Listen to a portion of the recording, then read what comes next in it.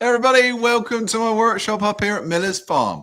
Well, Happy New Year. I haven't said that. This is the first one back in 25. So we thought we'll start with a nice, simple project. My apologies if you thought I was going to come in January, which we did say that we were going to, but we just got sort of carried away with maintaining the stuff in the workshop, looking after the machines, and we basically ran out of time because then myself and Vicky went on a little bit of a break. We went over to the Canaries and had a bit of winter sun. So my apologies for that, but we are truly back into it. I'm here.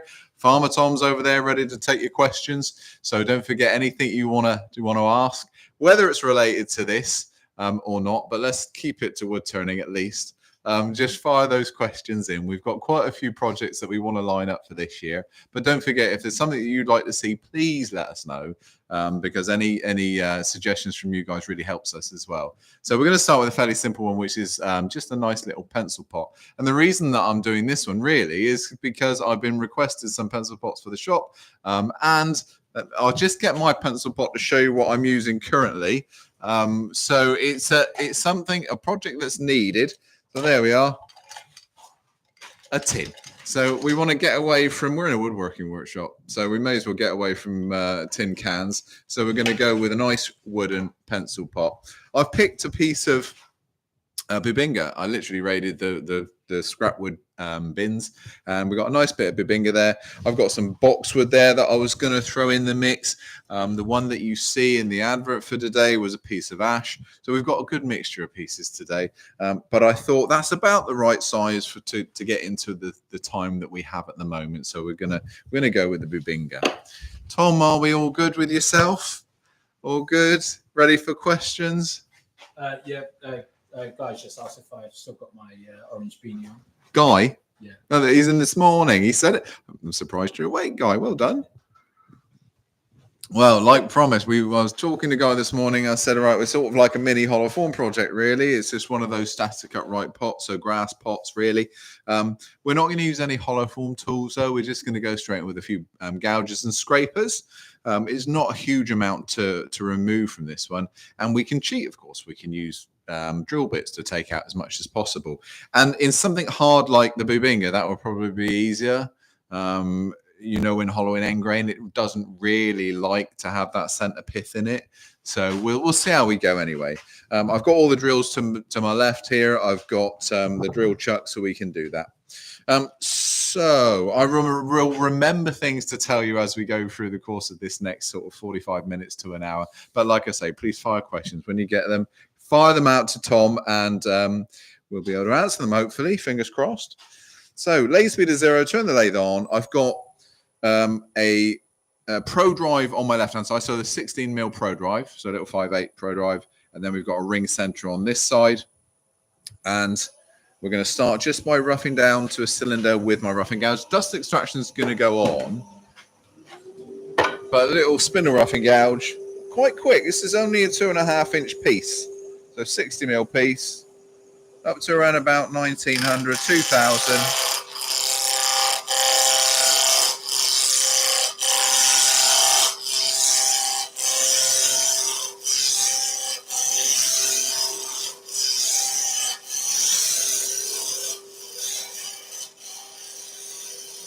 And you don't have to rough down to a full cylinder. You can keep it as long as you get down to a full, to a good round, but it doesn't have to be to a full cylinder. So you can see some flats there, because what we're going to do, of course, we're going to hold it in a chuck in a minute. And as soon as you take it off the lathe, hold it in a chuck, you're in sort of the potential for making it go out of center again or off center. So we're going to take it down to its full round then. So let's just get a little tenon in for our C jaws.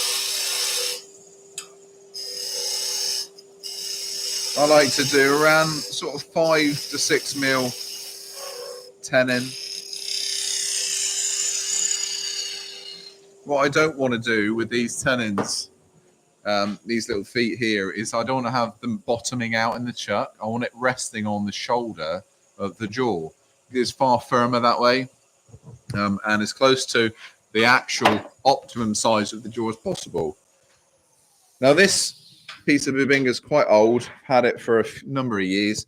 It's quite a pink piece. It's not overly red, this one, but it's got some nice grain in it, and it's got a little bit of rippling in there as well, a little bit of shimmer. So it's going to look quite nice once we get a good polish on it.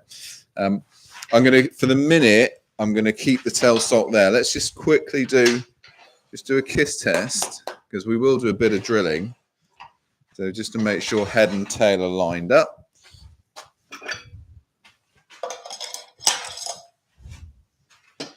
So, like I say, I've been off on the holes for a couple of weeks with Vicky. We came back last week. We had our first course actually on Tuesday, which was nice to get back into the swing of things. That's an intro course. We've got a beginner's course tomorrow. It's nice and full, which makes a difference. So another 3 new students. We do have a course next week, a couple of courses next week that we've had a couple of cancellations on for various reasons. So I've got a beginner's course on the 14th, 15th, I think it was, Tom. So that's the Friday, Saturday. We've got a place left on that one. And I've got a pen course on Tuesday next week. So there's a available space on that one. So if you're keen for a course, go to the website and that's available there to book up.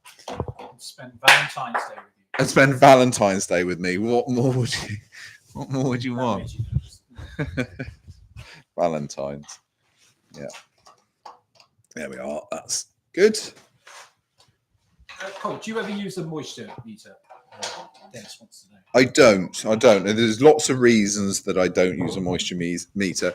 Obviously it's important that you know the amount of moisture in there to a certain degree. The things I'm making though, are not really worried. So I will use wet timber or rough turn timber completely green. So I could chop the tree down, rough turn bulbs, let them dry. So a good way of drying green timber. We've spoken about that one before.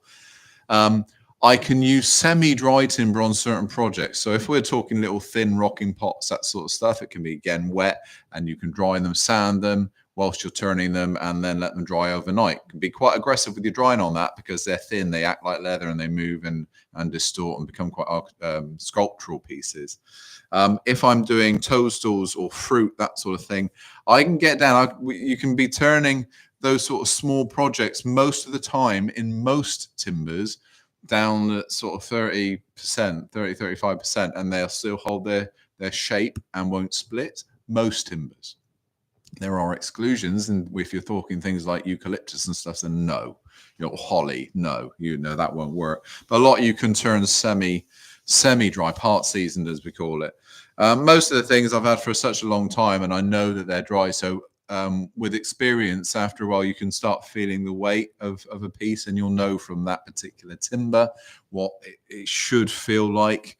When the shavings first come off, you can feel the shavings if they're damp or not, and you sort of get an eye and an understanding of what you can get away with timber. It doesn't always work, but most of the time. So for that reason, I don't tend to use a moisture meter.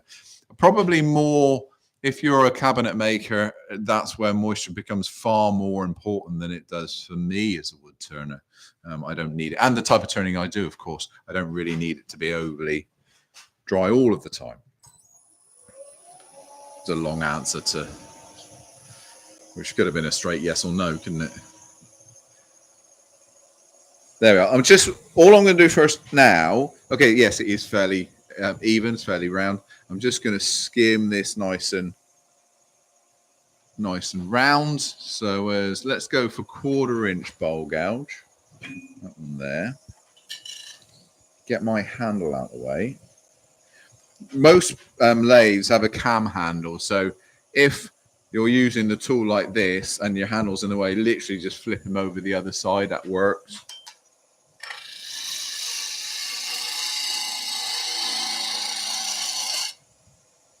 And again, I'm just going to go down to a round, down to a cylinder. I'm using the skew cut from the bowl gouge, and all that basically means I'm using the bottom edge of the bowl gouge, almost like a skew, rubbing the bevel first, rotating in till I get that bottom edge cutting, and then running along the surface, bevel rubbing as if it were a skew. And that leaves us a really nice finish, a line-free finish as well.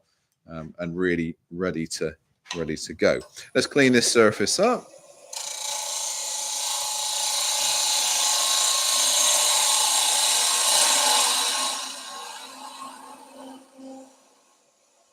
There we go.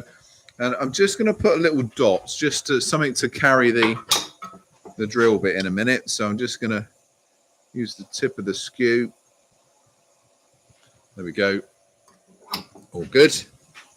Then let's come back around, decide where this top is, this pot is going to finish. I'm not going to go over long. You don't need to on pencil pots as long as you're sort of halfway to the length of the pencil, because you remember all your pencils are going to start getting shorter and shorter, and you're normally fiddling around trying to get these tiny little pencils out. So you can go, in fact, one of my pencil pots home is a ceramic one, and it's only around about, I would say, 2.5 inches tall, but it's fairly narrow, so the pencils can't fall out. So it works really well. So a lot of your scraps can be used for the same project.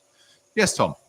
Gentleman Woodturner wants to know, is the piece in a spindle or a faceplate orientation? Spindle.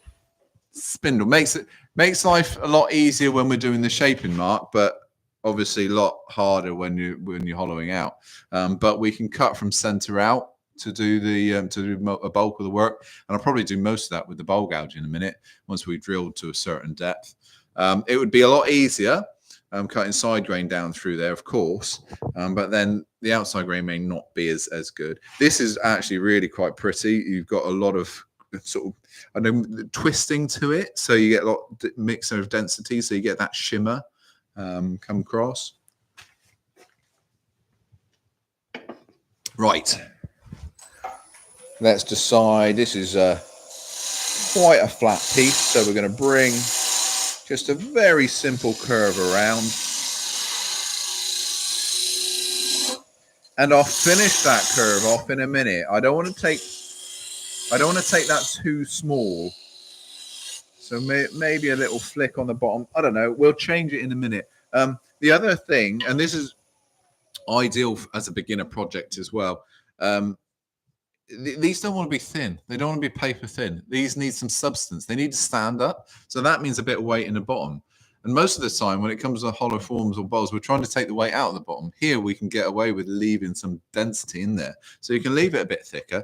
So it does make it for a much easier project also. Let's do a bit of drilling.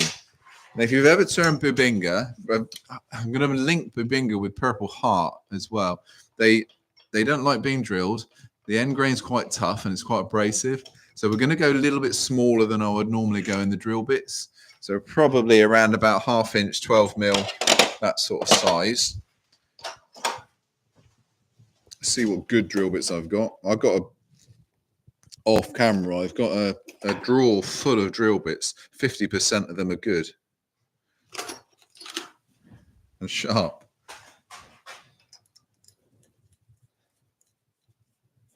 There we are. How far are we going to go? I think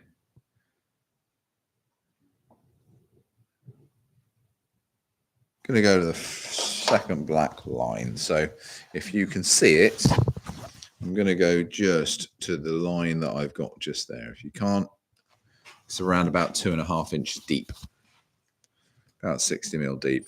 Lathe speed 900, 8 to 900. That looks to be about a 15 mil drill bit.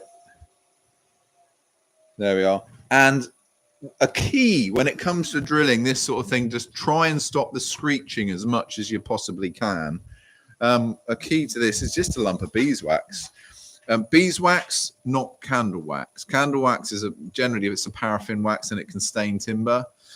Beeswax isn't, and it'll give you the lubrication that you need, but without staining the timber. It melts quite low at a low temperature as well. I don't want the dust extractor on at this stage, because if I get any hot embers coming off of this, I don't want them up the extractor. I want to see them. And it's probably best not doing this last thing at night and then walking out the workshop, because again, think about the hot embers. Clear the floor, then do your drilling just to make sure, okay? You'll see a bit of smoke anyway when it comes, or steam, I'd like to call it, not smoke. Get the job done nice and quickly. By now, that drill bit's hot enough to melt wax. I try and avoid the screeching that you get, hence the reason for the wax. You can put up with the screeching and the smoke if you're alone in your workshop and you've got AC/DC blaring in your ears. That's fine, but generally I'm not. So just trying to keep it silent is what I'm trying to do. So a little bit more wax, just melting nicely on there. It just adds that little bit of lubrication, really. Do not let those shavings build up behind the cutter as well. With Forstner bits, whether it's a sawtooth or cutting Forstner bit, obviously you've got the head is far bigger in diameter than the neck. And so if you have shavings build up behind the head, then you'll get your drill bit stuck. It'll be wiggling around, but it won't be able to come out. Right, that's almost there. I want to do one more cut, just the last little cut. And that should be ready then to hollow. There we are. So you've got to think, by doing that, we've taken a huge amount of the center of that blank away. So we've got a lot of the work done for us, which is good. I'm going to remove drill chuck. That can go away. And I'm actually going to take out the tailstock just for the moment, because I'm going to start swinging the handle of my gouge around. Again, normally if I was here on my own making these, I'd get everything to a stage where, between centers done, I can take tailstock off, then I'll pivot the headstock around so I can stand here comfortably without having to lean over. But at the moment, we will be doing that. We will be leaning over to do most of this hollowing. So shape is fine. It's going to be a straight-sided piece. And I suppose we're going to leave this about 5 mil, so 3/16-ish. About there. So you can see what degree of timber we've got to take out, what we've got to remove. I'll do most of it first with the small gouge, and as we get deeper and the gouge starts to moan, then we can go to a slightly bigger one and we can scrape. Often get asked, when can we scrape, carbide tools and all that sort of stuff.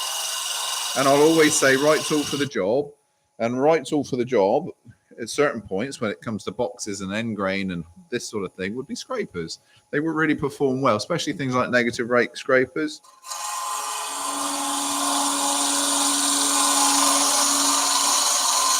So just hollowing out. Now you got to think about the grain orientation here. And Mark made a good point earlier, is that spindle or faceplate orientation. So I'm cutting side grain at the moment. End grain isn't nice, to be fair, to cut. So I'm trying to cut center out to keep that side grain being cut. It just makes life a lot easier. That's why you see this happening now. We can always go back to the edge and true everything up once we've got the bulk out.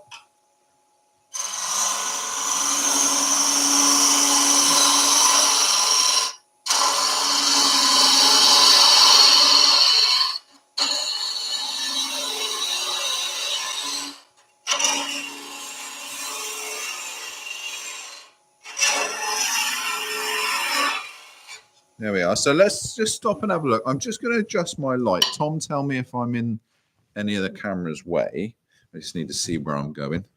I think you're on the main one a bit, but I think we've largely got the close up. As long as the how-to ones are free. A little bit of clogging up to the flute there. Let's clean that out. Let's just tidy up that first section. I can do that hopefully with the gouge.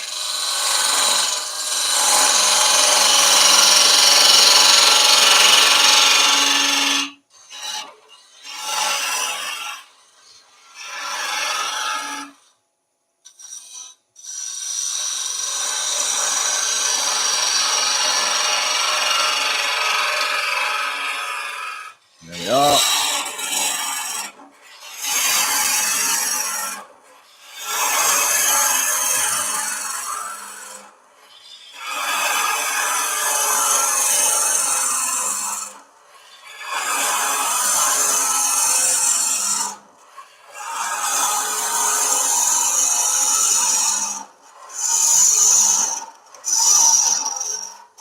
So I was doing that pretty much blind. I was just trying to take out as much of the bulk material as possible. I can't see what's happening on the inside. So frequently going to stop. I think the first section is almost a nice even thickness. And we're going pretty good now. So I'm down at the bottom of my drill point. So let's just do a little bit more of that cleaning up here.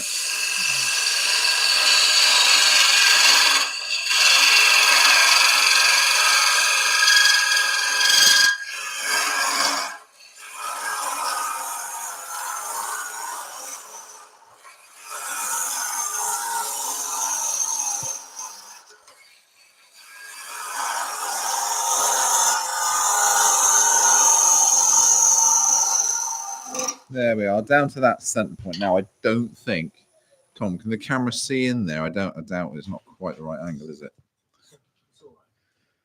Yeah, so this first section is done. I'm happy with that. Just right at the bottom, this corner here, that's what we just need to round over. So I'm going to go for a scraper. Lots of options here when it comes to scrapers. I've got a couple. This particular one, this 1.25 inches, this is a little negative rake. So I've top ground on this one. You might decide, actually, let's go for something that's carbide. So you could go for something like this. This has got a lovely flat base, not negative rate, so a little bit more aggressive that one would be, but it would still work equally as well. Or smaller carbide. This lovely little Simon Hope tool, this one. So this was permanently on an angle, so the 45 degree, but it's a much smaller carbide tip on there, so a little bit friendlier as it goes in. Or, you know, you've got a whole host of scrapers available. So on that note, yes. Paul has asked, has said, do you need a Jason breech scraper? Well, and the gentleman would says, do you have one of Jason's? Well, there is a story there. The story was, I was only the last couple of days, I thought, well, I'll go to Axminster. I want to get his round one and the box scrape, the square one as well. I just haven't got there yet. Yes, I'm going to be getting them. No, I don't have one. Jason's coming up to do a course with me in March. So no doubt he'll offer me some to buy, of course. So I will have a couple in here, yes, but I don't have them at the moment. This is similar-ish to his box scraper. Sorry, this is similar-ish to his box scraper, but nowhere near as good. But yeah, no, I'm going to get one. So don't think I'm not getting them. Yes, we are. So just a little tickle on the bottom. So if you're used to just using a scraper and you've never used a negative rake, the reason we go on about them is just they're calm, they're friendly, they're not aggressive in any way whatsoever, and they work beautifully on end grain.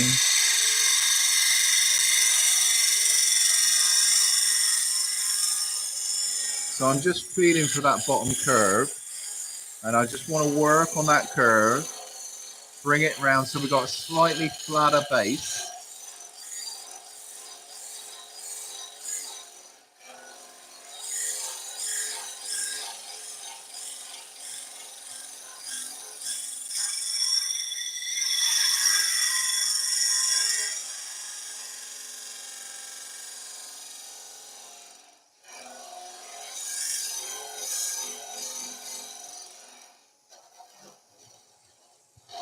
That little pip in the middle. Now, look what I'm doing. What camera are we on, Tom? I can't see. Just the main one, show my arm here. Yeah, so watch what's happening with my arm. There's the little pip in the middle. You've got to be careful of that little pip. So what I'm doing is just raising and lowering my arm, which is doing obviously the same to the tip. And it raises and lowers over center point. And you get rid of that little nib by doing that, nice and delicately, then pulling out. So to that corner. And into center, up and down gently. And again, you look how I'm holding the tool. Yes, I'm in control here, but all that leverage is over my shoulder and my elbow. So where all the strength is, just physically where I can get all my weight over the top. But I've still got control here. Where I find if you just do this, now look, my my joints, my shoulder's gone back, my elbow's gone back, so I don't have as much strength there. But by doing that, you immediately put all your body weight over the top.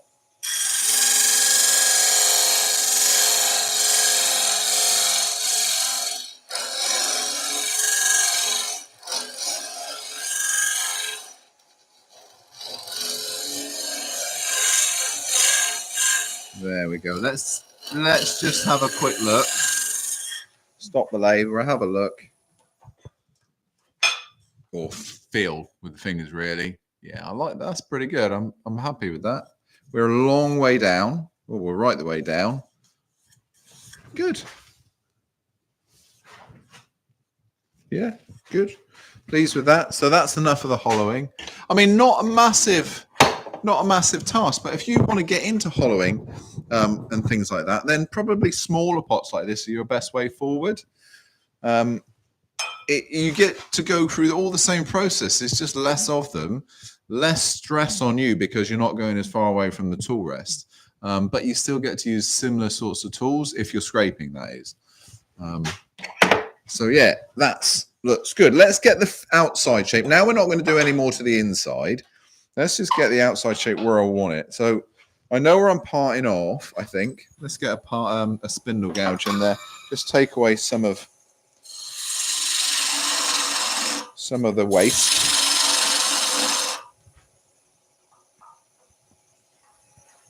Bring that back end around. Now, this is my decision. Am I going to do a little flick, a little concave back up, or am I just going to radius over? And I think I'm just going to put a little radius over.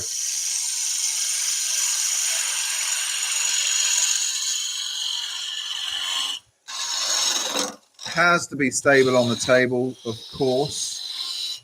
It is a pencil pot. It's designed to hold potentially top-heavy things. Parting tool.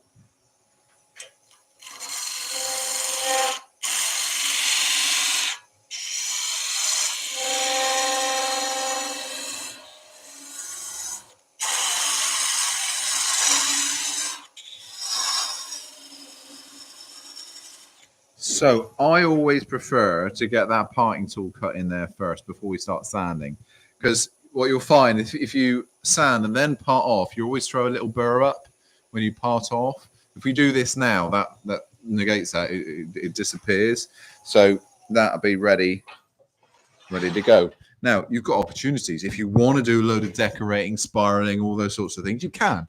If you want the timber to be the star, then you can. You've got lots of options. Your piece, so you can do what you want with it. Yes, Tom. Greg wants to know, do the chips indicate the tool sharpness? Yes, they can. So if you're scraping and you're just producing dust, then you know that scrape is blunt. If you're producing chips, then perfect. There's often debate whether if you're doing hollow forms, what's best, scraping hollowers or cutting hollowers. So cutting hollowers, say a woodcut. Scraping hollower, so the ones that I've showed you here, so carbide tip hollowers. They're both good for different reasons. So if you're doing a hollow form that has a very narrow neck, so tiny little hole, then a scraping hollower is better because you produce chips, which you can pour out. If you're doing a big hollow form with more of an open neck, then my preference is a woodcut because it cuts beautifully, but it produces shavings that need to be raked out, either with a piece of wire or something that you can get into and just pull them out. So they're very different things and used for very different hollow forms. I just the way they work, I love the woodcuts personally. That will always be my go-to. I've got a good bank of them down there, and they're quick to hollow. They're always going to be a winner for me for that reason. But yeah, no, your shavings do definitely dictate the sharpness, whether that's traditional tools, whether it's hollowing like this and with carbide, you know. So let's do some sharpening. All right, for a minute, Tom. I'll do some sharpening. I'll do some sanding.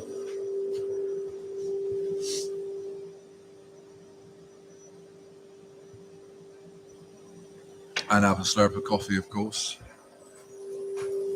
Now, I'm putting my fingers in here. Got to be careful. At the moment, this edge here is sharp. So be careful. The webbing of your fingers, just be careful. I'm just going to put a little radius on there.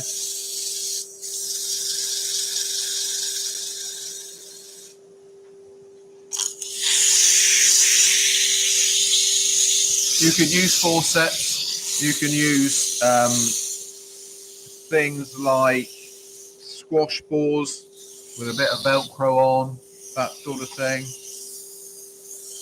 just to attach your abrasive.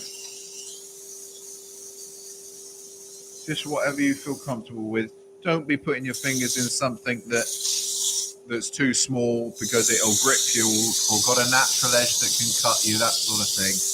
You know, be fairly sensible with this.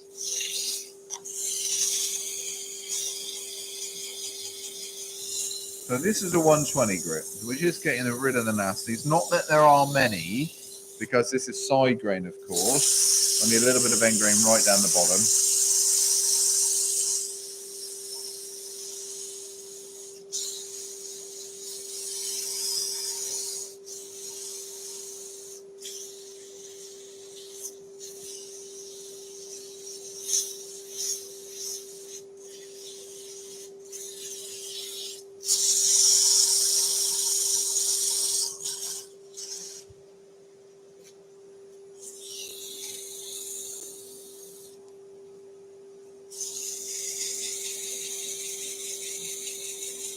.180 grit next.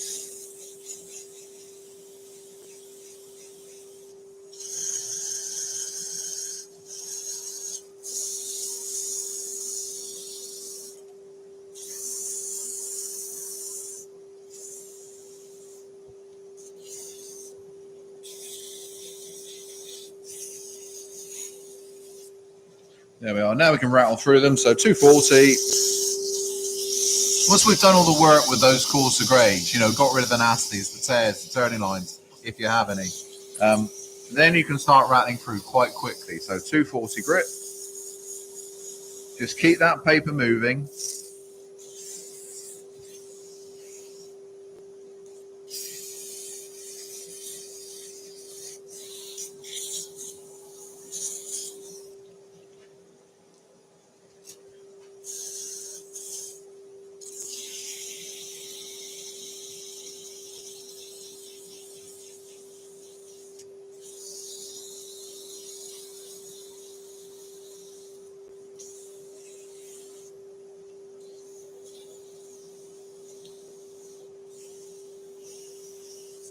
We are last one, so that's 320. I'm going to go to 400.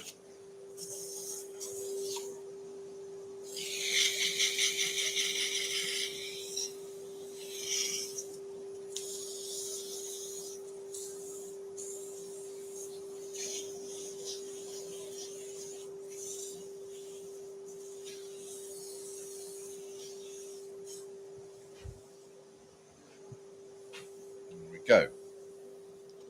That looks blooming lovely. Lovely bit of timber, that one.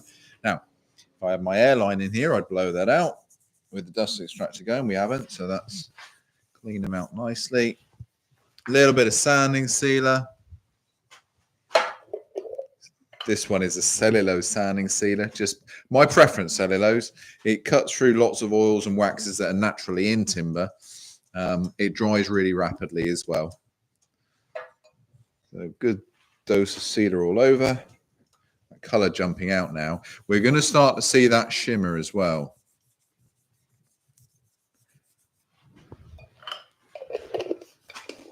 Just wipe the surface before that dries.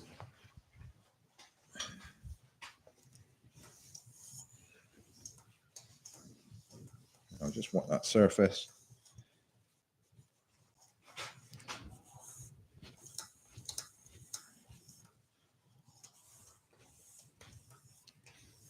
And then I'm just going to leave it just a few seconds. Any questions I can answer whilst I'm leaving that, Tom? Darren's made a very good point here. So he said he's watched hours of your videos. This is their first live, and he's missed the beginning. He said, how do you know in advance when you're going to do a live YouTube? Obviously, subscribing helps and stuff like that. Yeah. But we have been notoriously terrible, haven't we, at telling people that we're going to do these? We have. And so we are trying to be better now, although today was an exception that we didn't. But going forward, we have got these coming along every 2 weeks now. Yeah. We've got them because of last year, Colin had courses, booked in like physical courses here, so we couldn't do them as regularly as we wanted to do. But we have talked about doing various things like a newsletter as well. We were talked about. So we might ask you guys if you fancy it, having a newsletter, like maybe once a month, where we can give us your email addresses. We can send you out an email of a schedule of perhaps what we're going to make. We're trying to be a bit more organised this year, aren't we? 2025. Organised, yes. We're not doing as many demonstrations outside of this unit, are we? So that give us some time to do that. And we will try and do a bit more on social media to promote them as well. But I think a newsletter might be a good avenue for us, because we'll be able to put up a blog post each month telling you what you will have, what demonstrations we'll be doing. Each month. I think it's not. It wouldn't be difficult to do a 3-month. This is what we're going to be doing over the next few lives, and we can give dates on that. And then, all being well, health and everything like that. That's what we will stick to. So I think that'd be a good idea. I'm looking at Tom, because Tom's the one that does all that. Or not do it. That's the problem. But we over the next over the next 2 or 3 weeks, we'll come up with an actual plan, and we'll get stuff sent out to you. And I think it'd be good to explain a bit more about what's going on here as well in the newsletter, and with various other courses that are coming up and whatnot. So it'd be a good thing to do. But I mean, it's such a lovely place to be, and we do so many things outside of these lives. Just for instance, this morning I was working on orders, making a lovely, really, really old bowl that someone's grandfather had made, bringing it back to life. So that was a lovely little story. Polishing up some eggs that a customer ordered, making a sellotape holder for a customer, a remote control holder for a customer. I've got some legs to do down there. We've got some key fobs to make. So that as well. And we've got some young turners coming through the workshops that we want to highlight. There's so much going on. So if we can get that across to you, then more the better, I think. So, bit of microcrystalline wax. I'm using this because it's a good hard-wearing wax and resists fingerprints and things like that. However, normally this microcrystalline wax needs to just set and rest for sort of 10-15 minutes. We're not doing that, of course, because that'd be quite boring for you. I'm also applying it with the web racks as well, because when you apply a sanding sealer, it raises the grain. The web racks now, of course, can denib as I'm massaging in this wax. So normally just leave that for a few minutes and then burnish off. We're just going to carry straight on. Let's get a clean bit of tissue though, not the sanding sealer tissue.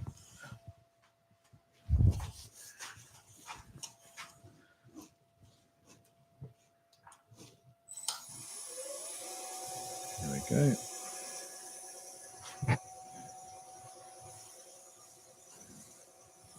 This is where you'll see if there is any shimmer here to be seen. It'll be seen once you put a shine on. So that reflective finish of a gloss, it should come up. So get that nice and dry, and you could leave this now again and reburnish again another 15 minutes. It'll harden up. But this would be good and resistance to fingerprinting and all that sort of stuff. I tend to go over a lot of these finishes with a carnauba wax on a buffing wheel anyway. Also, and that really helps improve the finish. But there, that lovely bit of bubinga. So yeah, we are getting some real sort of shimmer through now. So let's part off, and then we'll just clean up the underside. You could, of course, just turn it over in the chuck, set of nylon jaws. Probably not button jaws, a bit too far away, it won't be stable. But wood plates, that sort of thing, and put some decoration on the bottom if you wanted to, or even just a jam chuck and do the same thing. I'm just going to sand the bottom to get it nice and clean, and finish this one off. So we'll part straight off, nice and clean. When you part off, put a little bit of pressure on the top edge. So your top edge you're parting towards touching the underside of the project. That will give you a lovely clean finish rather than a raked finish if you just go in by pushing the cutting edge in. So just a bit of pressure. Don't tilt too much. Just literally a bit of pressure on that top edge. Let's go a bit faster. So that I was just on 1200, so I've just gone up to 16.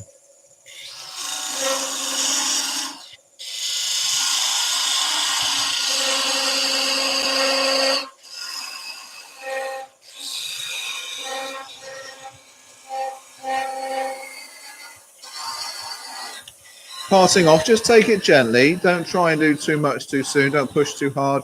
The more gentle you are here, the smaller the nib will be to clean up. There we go. And that'll leave us with that little tiny nib there just to sort out. We'll do that now.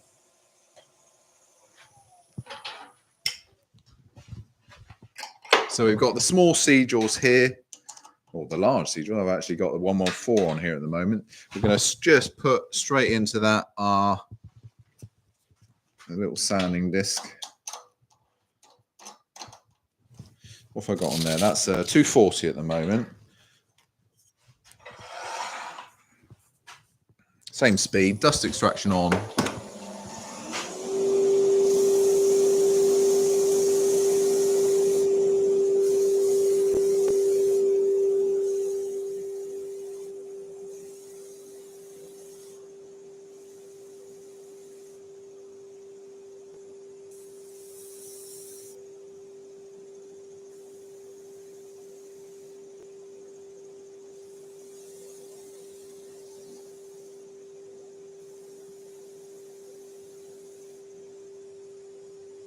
You can see already that we're getting that lovely smooth finish. I don't think I'm going to go any higher in grit. We're going to stick with the 240. No, that'll be fine. A little bit of wax. A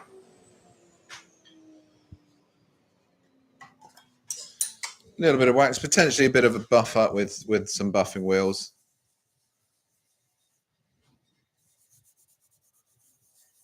I haven't bothered with the sanding seal. I don't need to on the bottom. I'm not worried about that finish as much. You could do, of course, if you wanted to, but that is fine. Let's just have a look at that. Yes, Tom. Also, which colour web wraps were you using to apply the microcrystalline? Grey.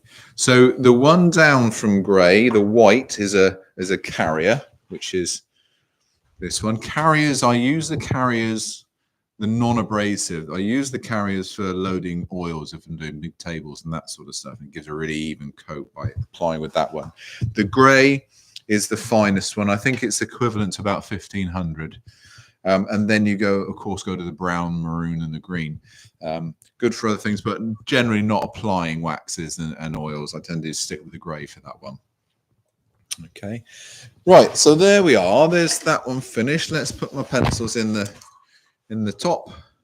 Nice little pencil pot. Lovely little gifting things, sellable things. They've got a use. You know, we spend so many times making self-proclaimed useless pieces, pretty to look at. But when you've got something like this, especially if you're into your craft shows, you're selling pieces, they have a use, they have a function, and a nice project to make. Very easy to do in an evening. You know, a couple of hours, 3 hours maybe.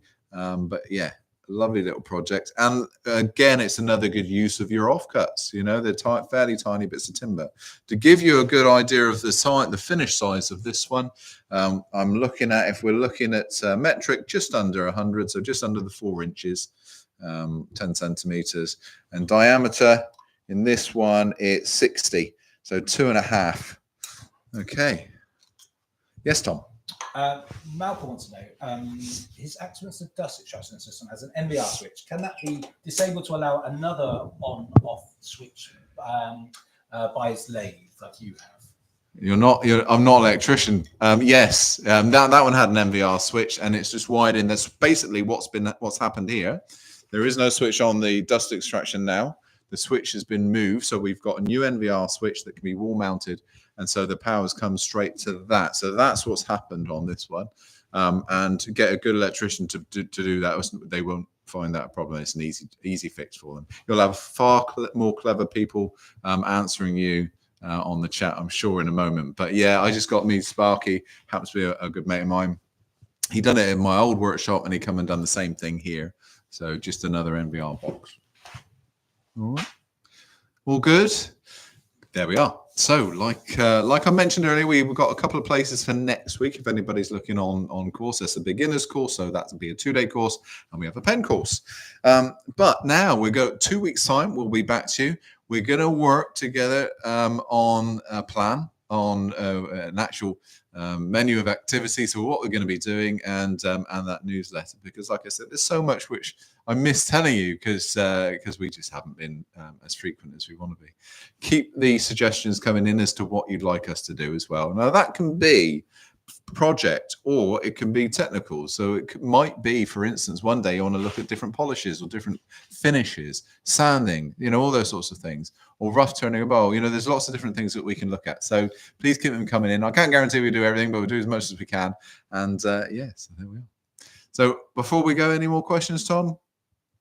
Well, one was asked if I do any wood turning, which I don't really. I've done a bit with you, haven't I? Yeah. Over the years, and I've made a few bits and bobs for my daughter and stuff, so that's been lovely. But Gentle Wood Turner says, will Colin be teaching Tom wood turning on a live one day? I think that would be an absolute disaster. So there'd be like loss of limbs. Well, never say never. Never say never. What we have done, what we have said, and I mean this, we were going to get Steph back. Steph was here with me yesterday doing some videoing for Axminster Tools, along with Izzy, but also Vicky. She's going to be, she started her turning journey as well, because she's obviously my right-hand lady, so she's doing all the roughing down and spigot points. So we're going to do a bit with her as well. And I think that's a really good suggestion that Tom gets involved also. Was that a finger in the air as a question, Tom? Was it? Yeah. Okay. Yeah, sorry. Yeah. Len wants to know where can you buy that sanding disc from? So this is so the one I use. What have I done with it? There it is. That is part of my deluxe sanding bowl sander. So it comes. This is an Axminster product. Basically, you can. For sanding bowls, so your rotary sander. That particular one comes with that handle, 2 75mm or 3-inch discs, and 2 50s, and a load of spare ones of these actual spindles. And it just happens that it just fits in the C-jewels perfectly. So Axminster Tools, deluxe bowl sander. Okay. I think getting Steph in is a good shout. Everybody seems to sort Steph back. There you go. Good. There you go. She's keen as well, which is a good thing. Okay, lovely. Well, thank you very much for joining us again. Like I say, our apologies that it's been such a long time, but we're now back for fortnightly videos. So don't forget, if you like what you see, thumbs up, really important to us.